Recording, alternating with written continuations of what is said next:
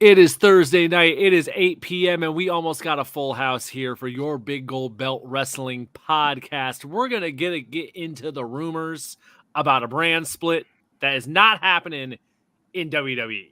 And if it's worth bringing a big name back to have to do a brand split. We're going to talk about that. We're going to talk about what's going on with Mercedes Varnado, Sasha Banks, because she's saying she's having a very exciting life these days. So we're going to look at what that might possibly mean. And then there's our friend Goldberg. Could Goldberg possibly be doing a tour to finish up his career? And could that possibly involve Wembley Stadium? I don't know. We're going to talk about it, though. Your Big Gold Belt Wrestling podcast starts right now.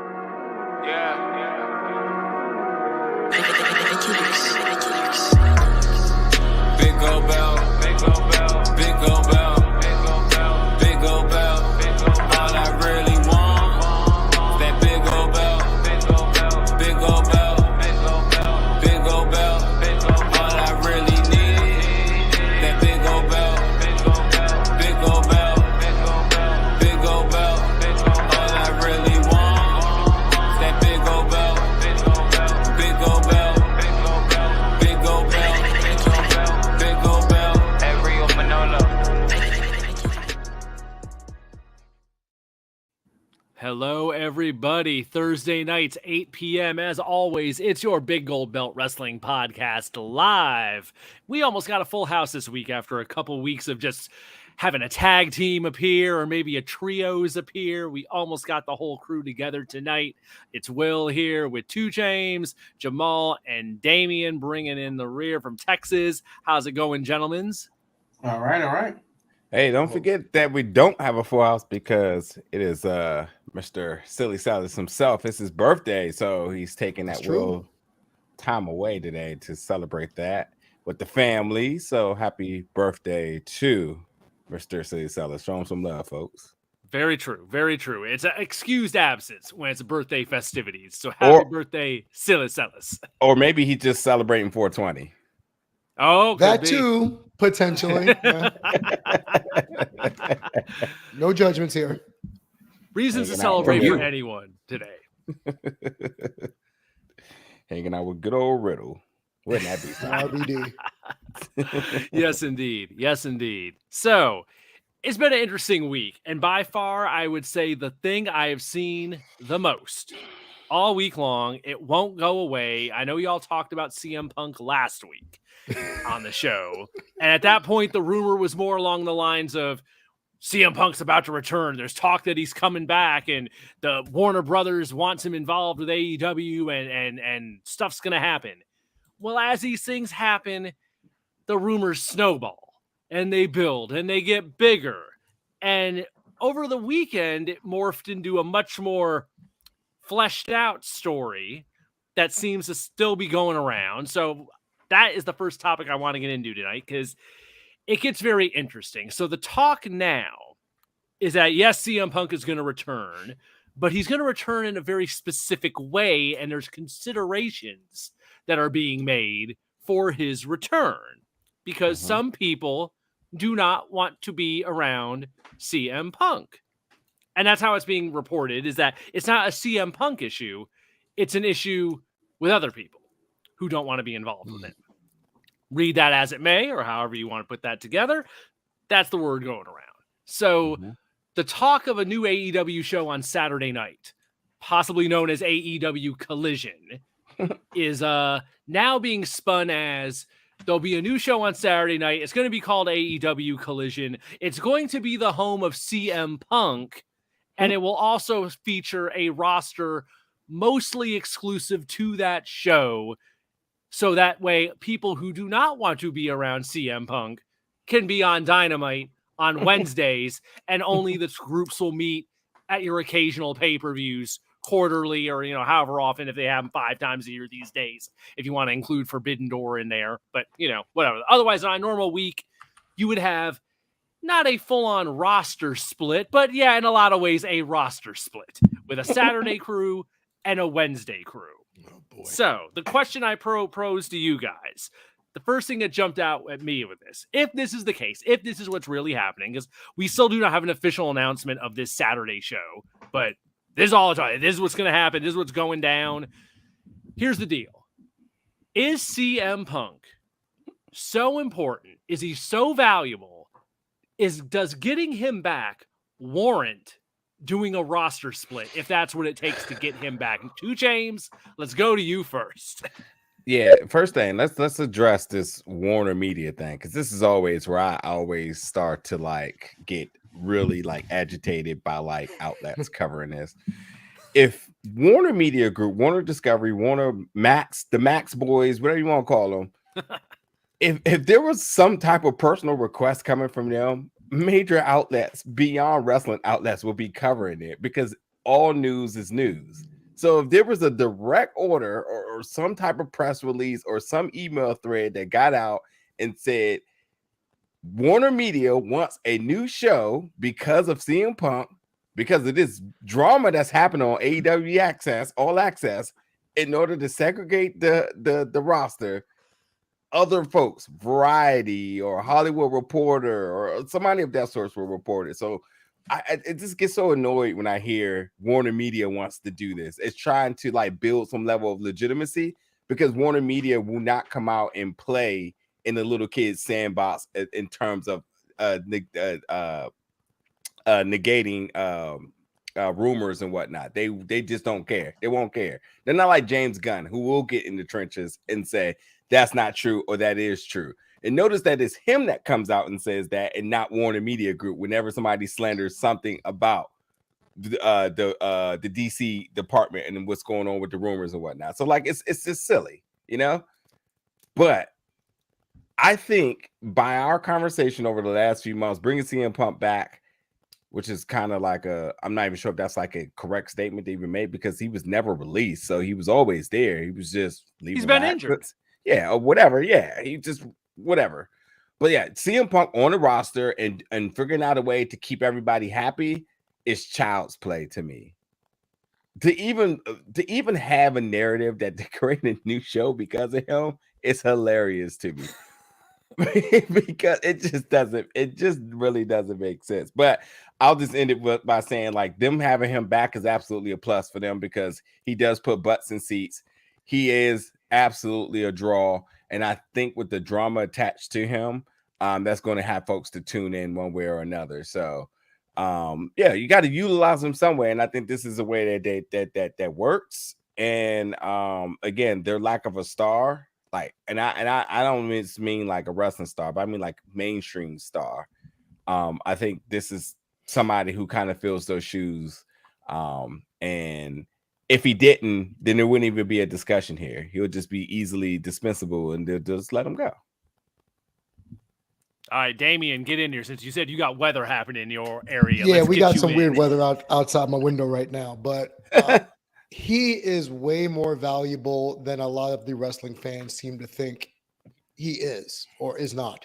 A false brand split just to have him on his own show, that says more about Tony Khan and his unwillingness to put his foot down on the EVPs, more so than anything against CM Punk. He's probably one of their more attractive box office personnel. Let's just put it that way. For whatever Danielson, the Blackpool Combat Club, CM Punk, to 2 Chainz' point, is a crossover star, even though he got his ass whooped in UFC.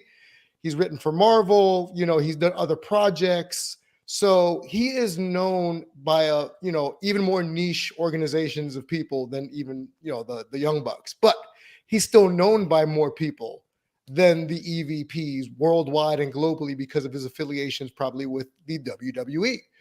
So I'm looking at the situation of, forget the fact that Punk's, like you said, is coming back or never left. I'm actually focusing on it from the talent standpoint of, well, who's going to follow Punk? Because he has his positives in the locker room, the FTRs of the world that I've gone on record and say, they love the guy. There's a lot of AEW talents that will go to bat for Punk and saying he's been astronomical and instrumental in their development, such as Powerhouse Hobbs. I know Darby Allin had some good things to say about him. So that's actually more interesting to me is now we're picking sides. It's not so much like in real life picking sides that leading to a different product. It's the equivalent of, let's say, Roman not getting along with, I don't know, let's say Shawn Michaels was still wrestling today, and they had to make a separate brand, and the Clique goes here, the Dynasty goes there. That's what we're looking at potentially. And I'm just curious to see who's left over at Dynamite, because there's a lot of people that don't like the Bucks. There's a lot of people backstage who think Kenny and the Bucks are just annoying AF. And this is more of an indictment on Tony Khan, because instead of cutting bait on CM Punk like it was long talked about, kept him around, didn't cut him, kept him on payroll, still haven't bought him out. So he's not dumb in terms of a business standpoint. But on a personal level, really, guy, you have to make up a new roster just because everybody can't get along in the sandbox. I'm just interested to see what kind of talent is going to show up at this, what is it called, Collision? Yeah. What kind of talent is going to show up? Is this going to be Dark 3.0? Or is this actually going to be better than Rampage? We'll find out. Also, really quickly, so since we're just, segregating the roster here, who also is going to be on that side from the women's division? Are you going to get Thunder Rosa, or are you going to get Britt Baker? Because clearly now you got another divide that's really right there. Stay tuned for the next episode of All Access here. Yeah. I don't know. I don't know how to feel about this. And the reason why is because I'm not sure what the show is going to be. I personally, and this is not a secret, I enjoy Dark and Elevation more than Dynamite and Rampage. Full stop. So if they give me more Dark, cool. Give it to me. Saturday at 6:00, I'll be right there. 6:05. Make it work. But as far as the interpersonal relationship between the roster members and who gets along with who, I don't care. I literally can't care about trivial high school bullshit, when we're talking about people, and who likes who, and you can't sit with us and stop trying to get fetch over Gretchen. Why? Now, of course, all things being, considered, this would make great fodder for a TV show if cameras were looking behind the scenes, as it happened. Find out in 3 months. But realistically, if they give me more Dark, I will absolutely take it. I don't care what channel it's on. I don't care if it's on YouTube or Twitch or Kick or whatever. Give me more Dark. I will wholly embrace it. Now, as far as what the roster looks like and who's going to be on where, as long as Jon Moxley never shows his balding ass up, as long as Eddie Kingston keeps his loser ass on the sidelines, I'm good to go. Send them all. Send everybody. But generally speaking, more Dark, more gooder. Thank you, Tony Khan. I approve this message.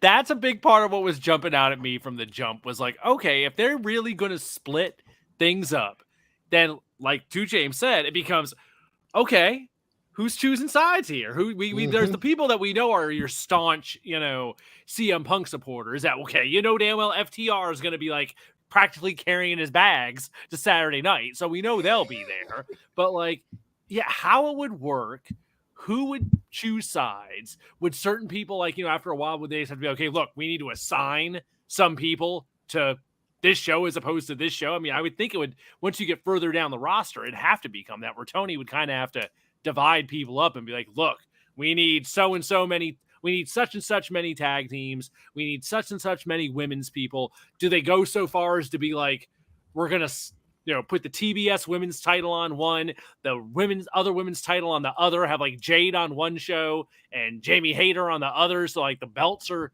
evenly divided up too? I mean, there's a lot of layers to get into with this. And then also, even just simply as this, will they acknowledge it in the course of like Please. television? Or is it just going to be, no, some people are on this show, some people are on this show? If you're paying attention, you'll notice that you don't see these people on Wednesday and you only see these people on Saturday. But yeah, is it going to be like an actually acknowledged thing, or just, no, it's there, but we don't talk about that? If that's not, part of our thing. Let's just get silly with this. Like, again, like it feels like high school drama and beef. So we need some, we need like a gimmick match where it's like the T-Birds versus the Scorpions, and they just brawl out in the back of some building and just let it happen. I mean, if you're going to embrace this drama to the utmost of carrying out a new show, then you have to go full tilt at this point. And I'm for it. Like, if you're going to be silly, then be silly. But like, seriously though, if you are a professional, and I don't know who directly to point towards, but I'll just point to one of my favorite wrestlers and somebody like Ricky Starks. How would you feel if you clocked into work and there was a divide at work that management could not get ahead of, but instead embraced it and completely shifted the culture inside of a place for you to have to pick sides left and right? I'm just going to go off the limb and say, for anybody who is like a federal or state employee, and they were just like, all right, folks, Republicans, you go on this side, Democrats, you're on this side. Good luck. Get the work done. and I hope it all is well. It's to me, it's silly. And like, honestly, I want to look at the positives in terms of what Jamal is saying. Like, if they create a show that just happens to just be great, then good. But how noticeable will it be to see, certain certain members missing, whether it's stables or tag teams or even storylines that can't be carried because of this, and it just becomes so brutally noticeable. Like, anybody who's ever watched kind of going back a little bit here, but like, if you watch any of like the X-Men television show, and like how they very evidently cannot carry certain properties because who has the rights to who, and it's just like, yeah, so we're not going to talk about Polaris's father because we can't talk about Magneto. Wow, but Polaris references.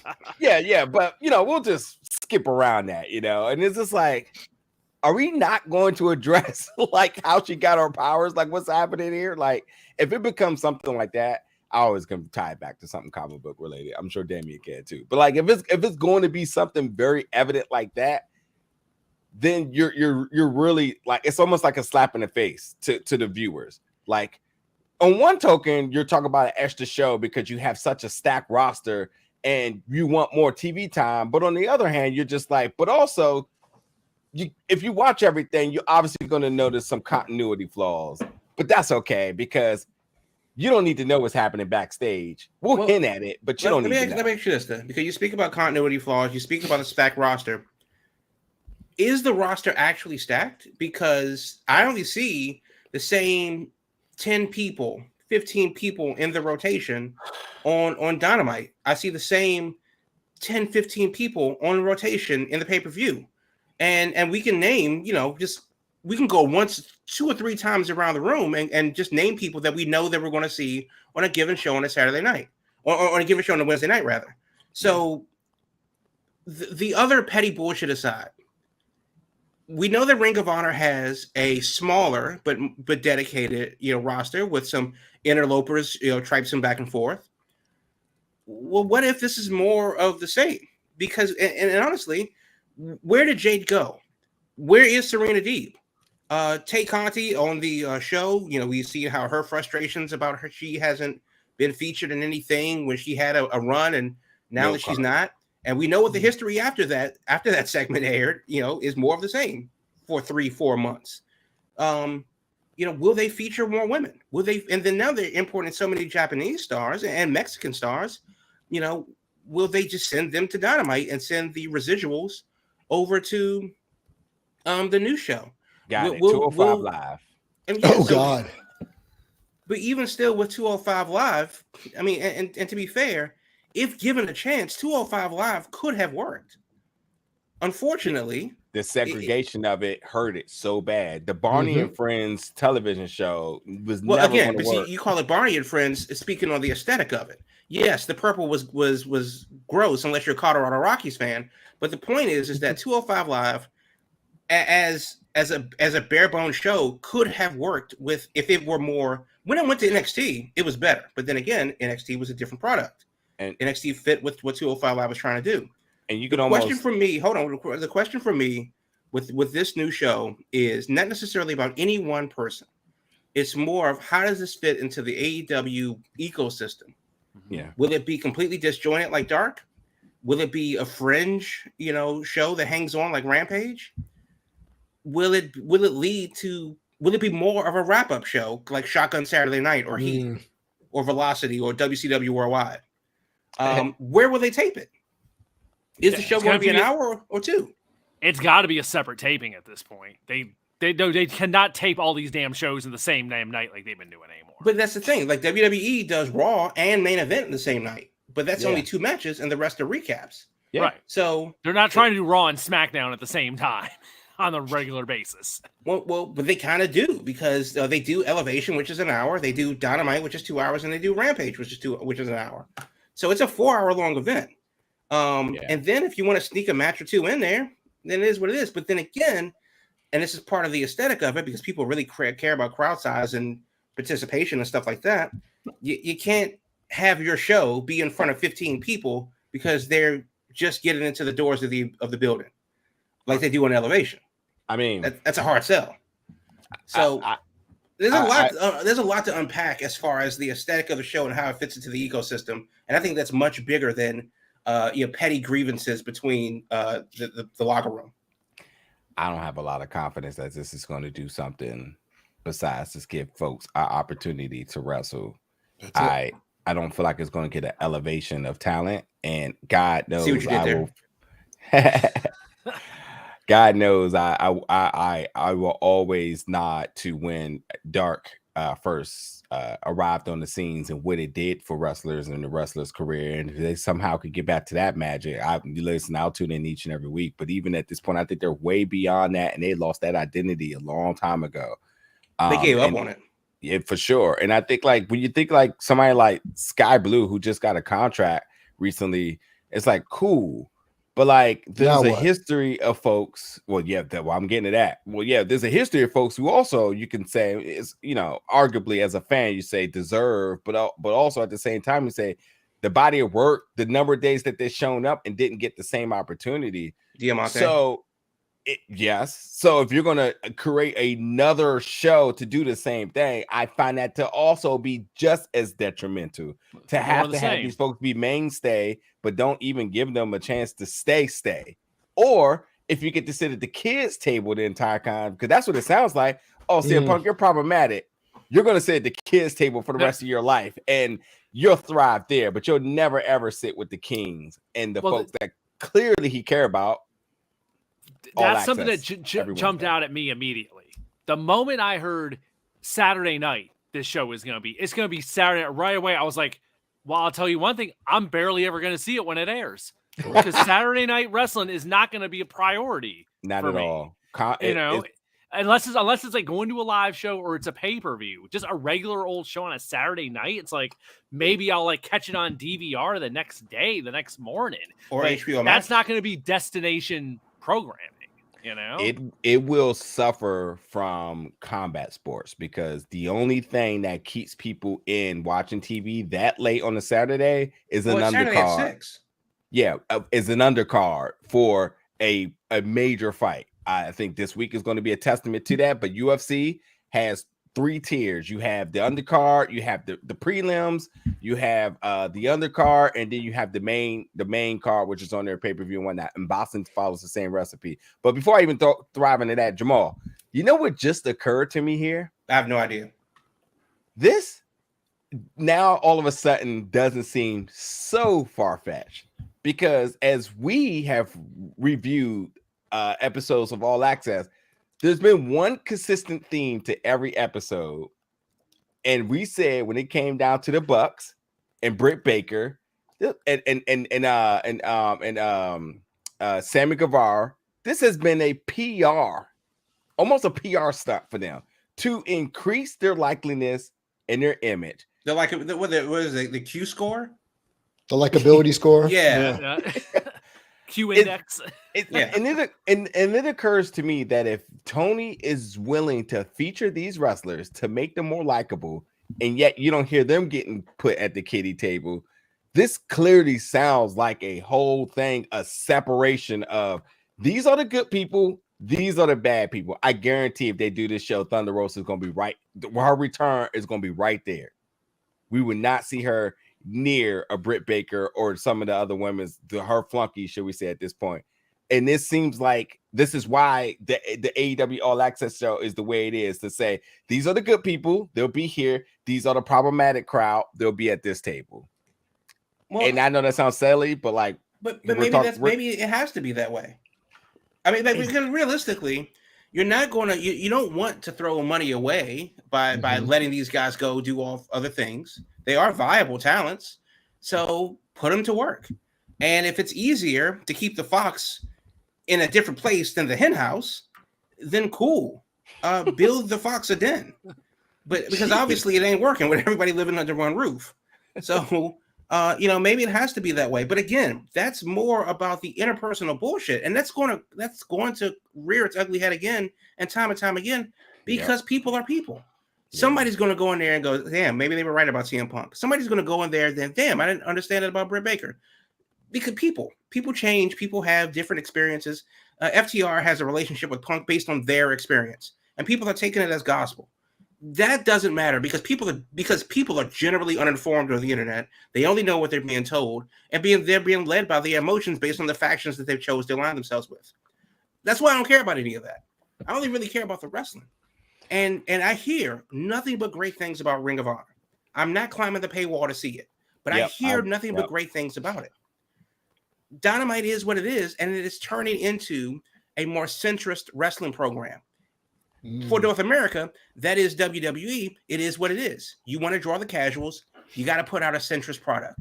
So I wonder what this show will be. And it doesn't need to be dark because it exists. It doesn't need to be, Ring of Honor because it exists. It doesn't need to be Dynamite and Rampage because that exists. What the hell is left for prominent North American TV? Yeah, to mimic one of them.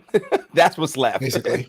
It doesn't need to be them, but that's only what's left is to mimic them. I don't think there's going to be enough creative power to say this is going to be something new. And I also think that WWE has tried so many new things that never worked that I don't think this is the time to start to create a new invention. I just want to ask Will and Damien one question really, really quick here. When you talk about not being able to nip this in the bud, is there not enough money to be made here in order for folks to just let bygones be bygone and get back to fucking work? Okay, not to sound like the grumpy old wrestling fan, but back in the day, this was a common. Look at Brett and Shawn. They hated each other's guts, still made money. People didn't get along backstage. Obviously, we didn't have All Access back then, and people still went to work, got along for the paycheck, and kept it moving. Oh man, I hear saying it like this, but I feel like I'm going to say it. Back in my day, this wasn't something that we cared about as fans, and it never got out. I feel as if now this is what happens when you appease the internet wrestling community. Reddit. Or what does Cornette call them? The Cucamonga kids. It's they are the epitome of the whiny crybaby. Like, oh, they were mean to me at work. I don't want to work with them. I felt threatened and go to HR. Come on. Y'all could make millions of dollars on a elite feud versus, let's say, Punk and his peeps. Like, think about that. The Bucks and Kenny versus FTR and CM Punk. That's not going to put butts in seats? Of course it is. But no, we got to break everyone up, like everyone's been saying, like it's high school, just to appease 3 people who you happen to give the executive vice president tag on that didn't deserve it in the first place. So you're capitulating to the children that can't play nice over here. And the grown ass men over here are just like, can I just go back to work and make some money? Like, Now, let me ask you this though, because you said that your basis for this argument is money. I think if you're CM Punk, it's not about the money. If you're FTR, it's less about the money. If you're the Bucks and the Elite, it's not about the money. It's about something more than money, and that's ego. So, feelings were hurt. Yeah, unfortunately, that's where we are. Because we say that there's money to be made because we know that there's money to be made. But if we were them and you already made the money, you have the title, you have the prestige, and now somebody's coming and, besmirching your character, basically, on either side. But that's what happened in both regards. The bottom line is that fuck the money. Get them out of here. No. And that's what it is. And I don't care what job you have. At a certain level, nobody's going to come up to you and talk shit to you. I don't care if you work at McDonald's, but once you get to a level, you're a supervisor. Once you master that fry machine, ain't nobody going to come talk shit to you about it. You ain't gonna let them. It's not about the money. If you fix the ice cream machine, you're a god in that case. So yeah, I get it. I mean, if you know for working ice cream machine, at Big Gold Belt on all the social media. Listen, I don't care how much people make at Chick-fil-A. I love all of them. All of them. Exactly. Bless your heart. There you go. All right, I'll just say this before we go to the break. One way I heard this explained by some folks online that did make some sense. They were like, why didn't Tony just put his foot down and just tell them all to get to work? Like I said, there's money to be made. And one of the best reactions I heard to it was if the Bucks and Kenny are really in their feelings about this, if they're truly the ones like, we don't want to be around him, and Tony puts his foot down about it, it doesn't have to be about money to them because they can just wait for their contracts to end and they have a destination they can go to. And they know that in their head, that if it came down to it and they want to be difficult about this and Tony don't want to play and Tony's like, no, forget it. They'd be okay, fine. Bye. We're going to Connecticut. We're out of here when our contracts are done. So either way, they're going to make money. I think that's the thing to keep in mind. So stay tuned. We will find out. We will see what's up with all that. All right, let's go to break. When we get back, let's talk about Mercedes Varnado, old Sasha Banks, and what she's doing these days. Your Big Gold Belt Wrestling Podcast is back right after this. Are you a fan of all things media? Are you a fan of professional wrestling and sports? Then you need to check out Big Gold Belt Media. We're the ultimate destination for all things entertainment and media, with the latest news, interviews, and analysis from the world of the aforementioned entertainment realm. Our team of dedicated journalists and analysts will bring you exclusive content that you're not going to find anywhere else. And we're not just an online destination. We attend live events, conventions, bringing you behind-the-scenes access and exclusive content that you're not going to find anywhere else. Plus, you can show your support for our brand by subscribing to our Patreon, patreon.com/BigGoldBelt. Join the Big Gold Belt Media community today and stay ahead of the game. Follow all our social media platforms at Big Gold Belt for the latest updates and exclusive content. Whether you're a diehard wrestling, sports, nerd culture fan, or just a casual like some people, Big Gold Belt Media has everything you're going to need to stay informed and entertained. So what are you waiting for? Check us out today at BigGoldBelt.com. That's BigGoldBelt.com. All right, folks, we are back, and I almost forgot before the break when we have our halftime segment. Since it's been a bit, we like to hit the indies when we come back out of halftime. So, Jamal, get in here with the Big Gold Belt Podcast Indie Wrestling Spotlight. Yep, and today we're going all the way out to the left coast on April 29th in Portland, Oregon, the Roseland Ballroom, Roseland number 5 for Prestige Wrestling. That's April 29th, 7 p.m. Pacific time. Show should run 7 to 10:30, but it's the Roseland Theater, number 8, 6th Avenue Northwest, number 8, 6th Avenue Northwest in Portland, Oregon. You can get your tickets at prestigewrestling.net.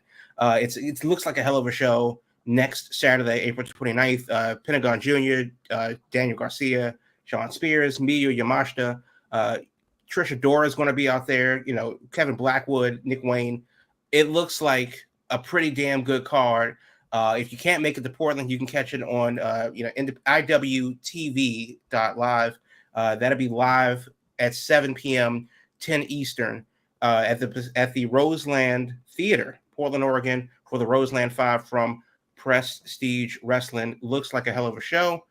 Get your tickets. Floor seats are gone, but you can definitely get in the building if you hurry right now to prestigewrestling.net and get your tickets for the Roseland 5 in Portland, Oregon, next Saturday night.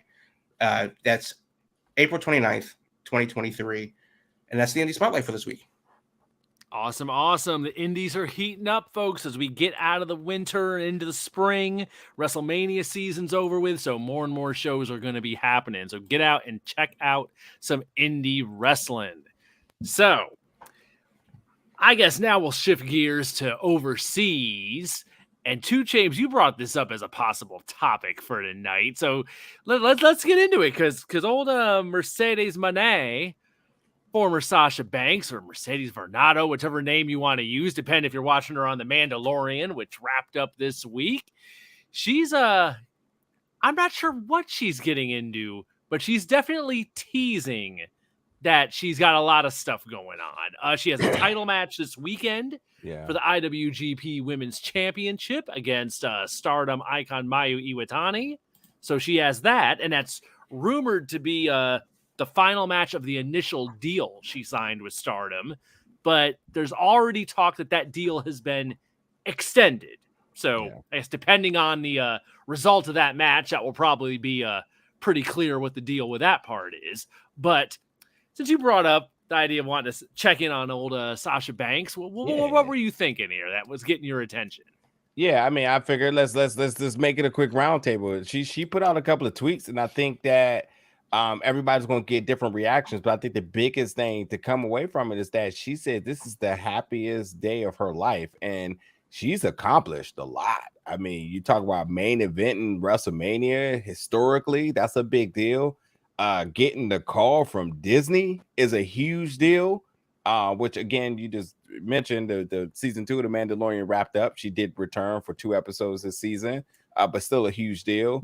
And beyond all the other things that tailor behind anything with Disney, I could imagine just tons of perks and incentives and conventions and conventions at that too, you know, getting your meet and greet at C2E2, making a hell of a lot of money, then doubling down, hitting another convention. There's a lot of reasons for her to have had happiest days of her life. So when you make a statement like that, the attendance have to go up. And I think the first thing for me is like, well, I'm happy she's happy, because he seems to have been frustrated when it came down to wrestling for a while. As we know, when she left WWE, that was an act of frustration. Peace out. I'm out of here. You know what I mean? But yes, you bring up some very important parts to this. There's rumors that her initial deal may be done. Her being happy. Does that mean that they got extended? Does that mean that she has a more favorable deal? She did tweet that she wants to move out there, which is totally possible for what she does, because they'll fly her anywhere she wants, especially if you're on that Disney check. And beyond me just keep praising Disney, she's going to have more and more opportunities. Like, you know, whether it's film, whether it's independent film, whether it's other series, other brands, other networks, she's going to get more money. But I just think that, you know, the tweet, the day before these tweets came out, she had said something that was very much, and shall I just say, Sasha Banks-ish, where she was talking about folks in her space. She says, hey, my fans, please respect my space. And when you approach me, which is consistent of her. So I appreciated that, which I'm just going to say that, you know, I'm not going to say, but if you know, you know. But like she said what needed to be said, which should probably be said a lot more at times too. But nonetheless, folks, respect wrestlers in their space and their personal space, shall I say, because they are real people, regardless if you see them on screen and whatnot.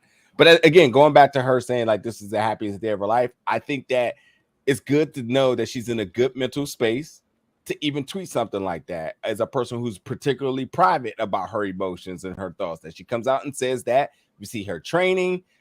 She was posting more often than none. And I think that like this is a good sign to see her do more. And I think what was really telling is what she did at the press conference by saying that she did not want to be considered the best women's wrestling, but she wanted to become one of the best wrestlers, which means that she's taking her narrative in terms of, you know, making these monumental and historical moments and wanting to take this show on the road. So for me, I think we're getting ready to see what we love here at the Big Gold Belt Wrestling Podcast, as we label it as the World Tour. I am very excited from this point on. I have not said this about her in a very long time, to see where her career goes. I think now she got it figured out. I think all of the gears are clicking, and I think we're going to see a nice stint with her in New Japan and in Stardom, but I think we're going to see her in a lot more places. And I think she's finally getting that joy that she once had when she was in NXT, and that is a good sign for all any fan of formerly known as Sasha Banks, but now of Mercedes Mone. So I'm excited. That's what I got from these tweets. But again, I say, like, this interpretation could be different for everybody. She could be blowing smoke. You know, it could be anything. It could be something wrestling related. It could be something personal. It could be anything, you know, but just curious what everybody's reaction would be. And if not, what do you think her next step should be at this point now? So here's the thing. Big picture thinking, because I'm not really a fan of Sasha Banks in WWE. I don't watch Stardom, so I don't really care what she does in Japan. I just hope, big picture thinking, that this is the blueprint. This is because regardless of what I think about her as a talent, she has absolutely been able to capitalize and seize on moments and opportunities afforded to her, and in a way that we haven't really seen in a while, since arguably John Cena, arguably The Miz, arguably The Rock. And whether that takes her into superstardom and other ventures or not remains to be seen. It doesn't even have to. The fact that she's able to do what she's doing right now and come into another, not just culture, not just company, but, you know, wrestling, you know, ecosystem as a top drawer, you know, in that moment right now. And it's easy for a diehard WWE fan to say, well, you'll never make it outside of WWE because there's nothing better than WWE. And, you know, that's what the cult mentality tends to make you believe. But I really, really hope, and this isn't exclusive to any one company, I hope that if you're in Japan and you see what she did leaving America to come to Japan, I hope that you do the same thing. And we're starting to see a little bit of that, where the talent from Japan are coming over and are being embraced, not just in AEW, but on the indies. You know, the show in Portland, Miyu Yamashita is going to be there, not as an AEW talent. She's going to be there as Miyu Yamashita. Now, obviously, that comes after, you know, getting her reps in and getting her name up and getting that clout up and that weight up for her to be able to come in and do what she's doing. So I really hope that this is the blueprint that women like Mone, women like Miyu Yamashita, women like Maki Ito, Rina Yamashita, Dominic Guarini, who's going to be in Japan for Deadlock, companies like DPW doing a show with Gato Move in Shinjuku next week. It's not just about cross-pollination. It's about collaboration. It's about sharing the wrestling with the rest of the world. And I hope the rest of the world, including the Middle East, including Europe, Germany, Australia, Singapore, all gets in on the mix. So I really hope that she takes the world tour. But I hope that door is open for anybody that wants to come behind her in any direction that they want to go forth. I love this. Can I just add 10 seconds of commentary really quick? Jamal has said something that has stuck with me for a very long time. And he always used to say after Sasha got to the main roster that he hated the gimmick. And I never understood. He was like, how is she the boss? And there's Stephanie McMahon right there. And I could never, ever oversee that. I actually think for the first time ever, she can actually live that gimmick because she actually can call her shots and she actually can move the way she want to move. And I think she can change the landscape of things by becoming the blueprint, which is also her gimmick in doing so. So imagine that full circle. This took her a hell of a long time to make it work. I'll try to be brief. I'll say Mercedes KV has come a long way since chaotic wrestling way back when. I've always been a Sasha supporter. I've always appreciated the 4 horsewomen of NXT. She was always on the number 1 scale for me way back when I was doing Last Mark Standing and all that good stuff. To see her growth and her development, not just as a wrestler, but also being able to call these shots now, like we just said, like I don't even think she thought that she would be able to do that, especially without the backing of Snoop Dogg. Because for a long time, it's like, okay, she's just getting all this mainstream attention because she's Snoop Dogg's cousin. It's like, no, she's gotten this on her own accord, at least to this point. And now she gets to do the Street Fighter II World Tour, which I think honestly is a great thing for her because she is a wrestler. She will quantify herself as a wrestler. She's never been a sports entertainer. Sure, the gimmick, whatever, the Mean Girl stuff back in NXT was one thing, but she has always prided herself, even on the indies, as being a wrestler. And she's able to now wrestle all over the world without a WWE contract. I think she's too big for AEW, to be quite honest. So I think it'll be a waste of time for her to go over there. So she picks her own destiny. It's like those books back when we were kids, Choose Your Own Adventures. Like I'm going to flip to page 17 and I'm going to get to the goal and not die. So that's what she's doing right now. And I can't be, for a person I don't know, I'm proud of her development. I'm proud of where she got because she had some mental health issues. Remember going back in WWE when she left the first time. She needed that mental health break. Vince told her to take 2 months off. She came back, and now the thing with Laurinaitis and the belts happened. So she's like, F this. I don't need the WWE. And I'm sure everybody who's a casual or people who don't like Sasha or Mercedes would say, you're going to come back. They always come back, like Scarface. No, she don't need to come back. She is just fine. And if she takes that next step in her, I guess, her overall crossover appeal, she's going to be doing the Dwayne Johnson stuff. Like, nah, I'm going to come back once every 4 years just because, even if she wants. But that's if she wants. She doesn't have to. And that is one of the most beautiful things an independent contractor could ever hope to do consistently. So good for her. Yeah. I will, since y'all have nailed so many good points, I will keep this pretty quick too. But I think that really sums it up right there because the ultimate way I think you win at pro wrestling is if you get to the point where you can call your own shots, truly be your own boss, and be in demand and be able to like, okay, I'll go here, but it's going to be this way.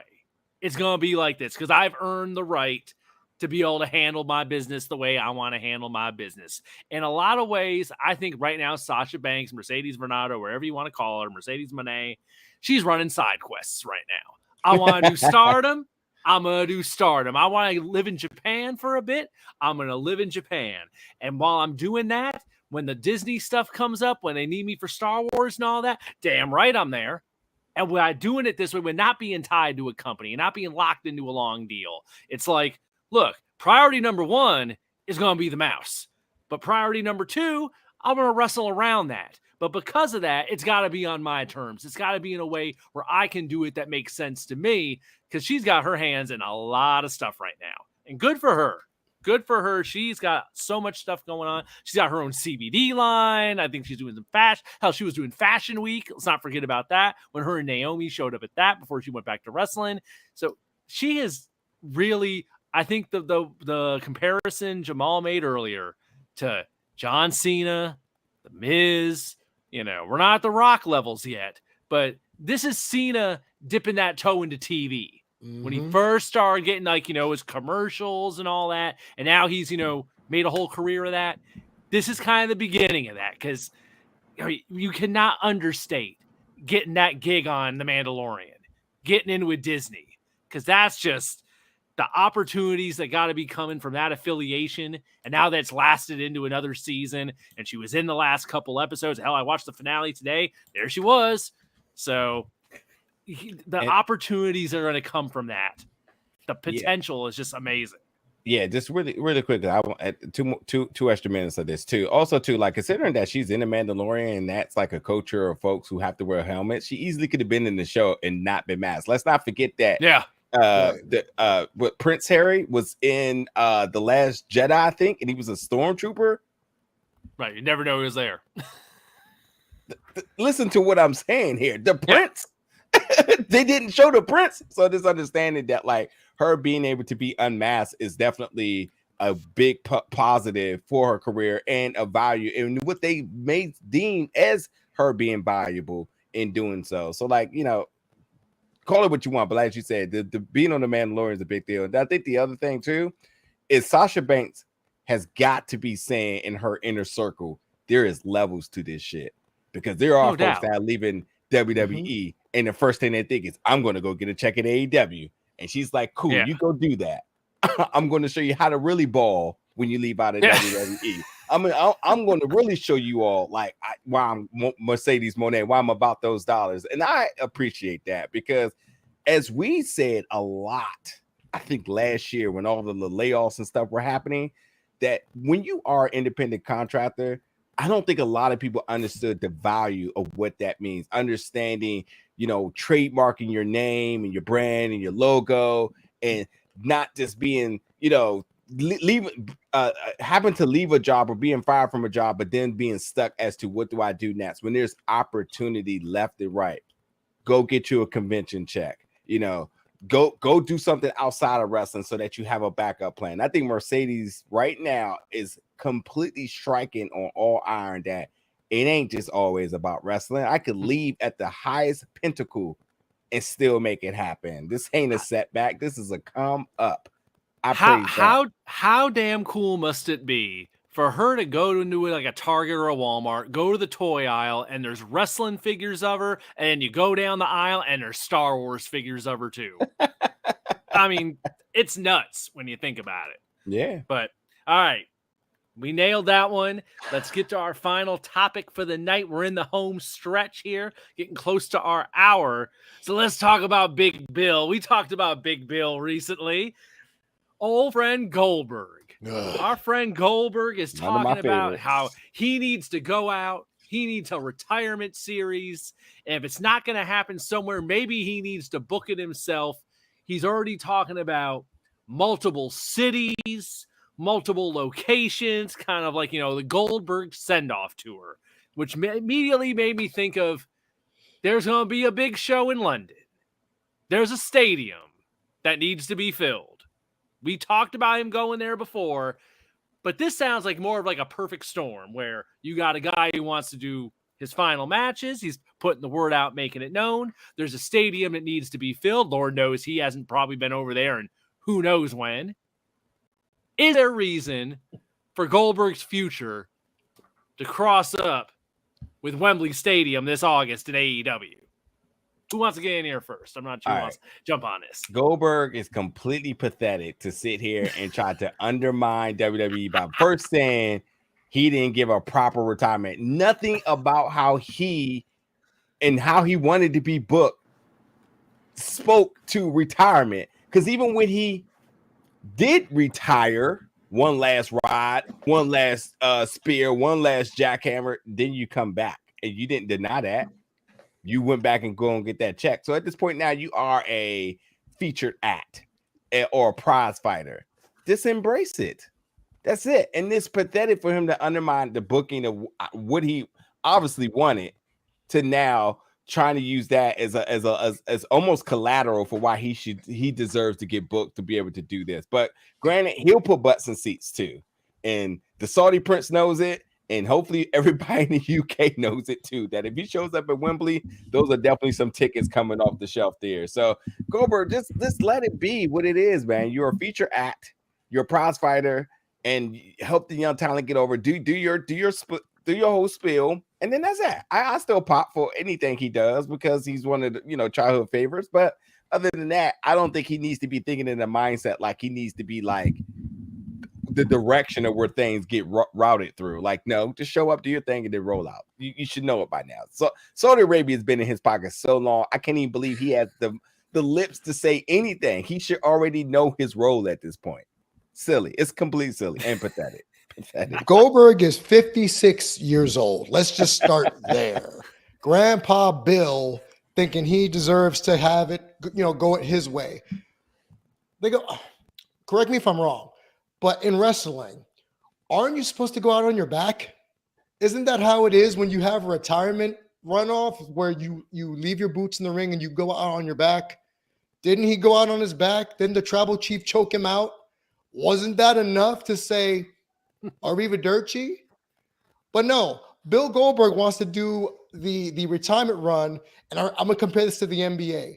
It's different when Dirk had the retirement run versus when Paul Pierce wanted a retirement run.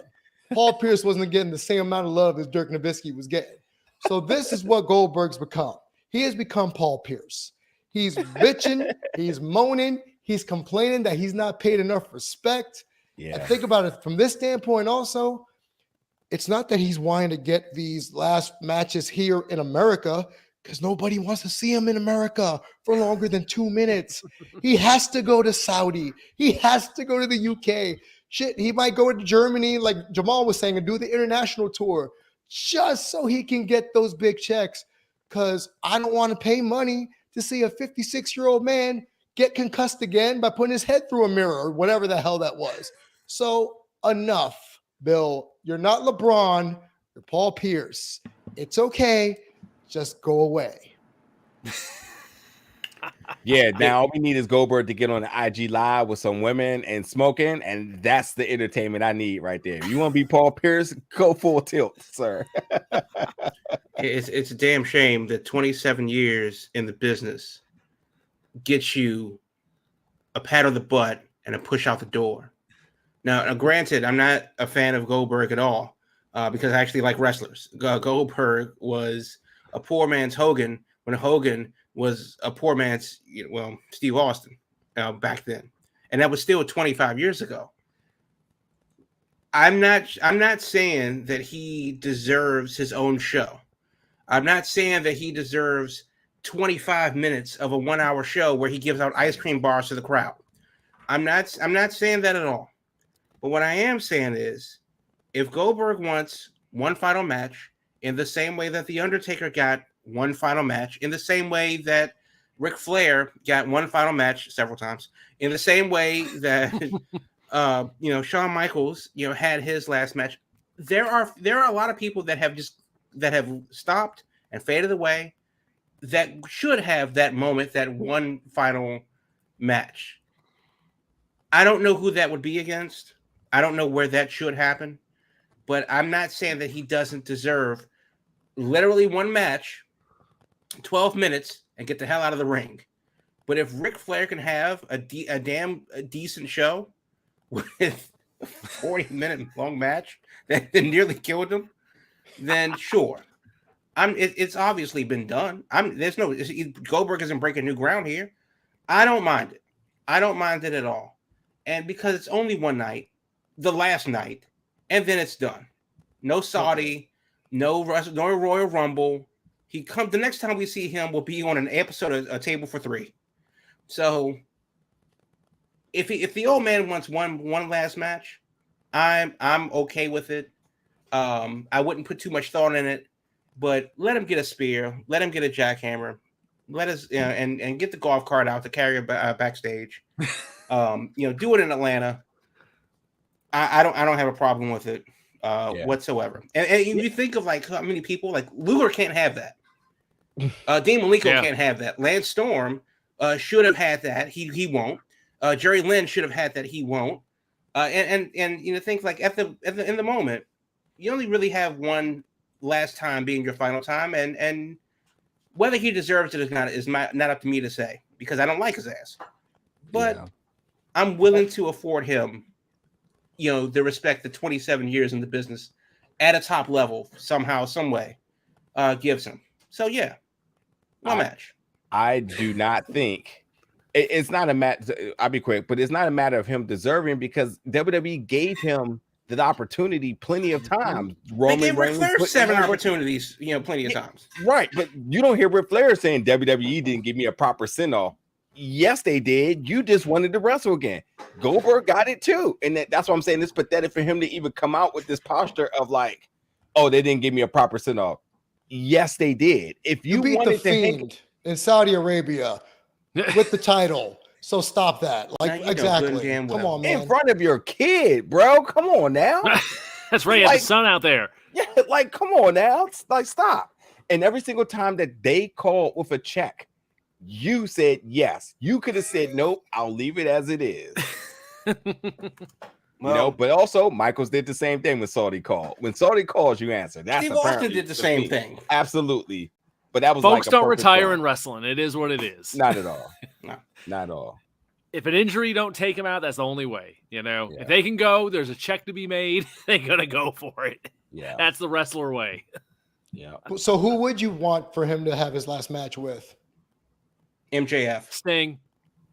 It will have to be MJF. Sting. I've heard people mention MJF, and a lot of people were getting irate about that. They did not like that idea. Yeah. I mean, you have. I mean, just for like, if you do it on Passover, like or Rosh Hashanah, absolutely. Yeah, two of the biggest Jewish wrestlers of all time. How about Jeff Jarrett? Ooh, I would like that. I think Jarrett's too good. I think so too. That's why it's perfect. I think so too. Since you mentioned Jarrett, I'd take Jarrett over Sting. It'd be a better match. Same. Yeah. The vibe would be better since Jarrett could work heel. I don't know what a cinematic match would be with Goldberg, but I'm not sure if I want that versus a traditional. Gotcha. Hey, did you you see the SpaceX launch today? I heard it went well. Well, that's what you'll get. A rapid disassembly, as it was described on their Twitter account. And the commentary was like, and there's that. Oh boy. Well, we are at our time. Is there anything anyone wants to throw in really quick before we go? Because this is it. Yes, no question. Is Alexa Bliss a first ballot Hall of Famer? Yes. Yes. Yes. Yeah. Yeah. Yeah. And thinking about it, it's not even close. Not even close. She's So, exactly what they like. If you could make a mold of a WWE style women's Correct. wrestler, she's it. Yeah. And I would love to revisit this question and say, if everybody had to retire today, who is headlining the Royal Rumble, the Hall of Fame? If everybody from the roster retired, who will headline it? Goldberg. Roman. Okay. I still think Save that the for down the road. That's what that we'll could be talk an about interesting it. topic for a week. We got a slow week. Mhm. All right, folks. Thursday night, 8 p.m. Your Big Gold Belt Wrestling podcast goes live on YouTube, Twitch, Twitter too, even all those social media platforms. And then the next day we drop in podcast form. So whether you want video or audio, we got you covered in both formats. Of course, all your wrestling and nerd culture stuff, comic books, movies, all that at Big Gold Belt and at biggoldbelt.com. The website version too. So social media at Big Gold Belt. You can find all the great stuff there. Najir is always busy keeping up with the TV shows and the movies and the never-ending formats of stuff that are coming out. So next Thursday, we will be back 8 p.m. talking wrestling like we do every week. Stay safe, folks. Watch some wrestling, and we will talk to you then. All I really need, that big old belt.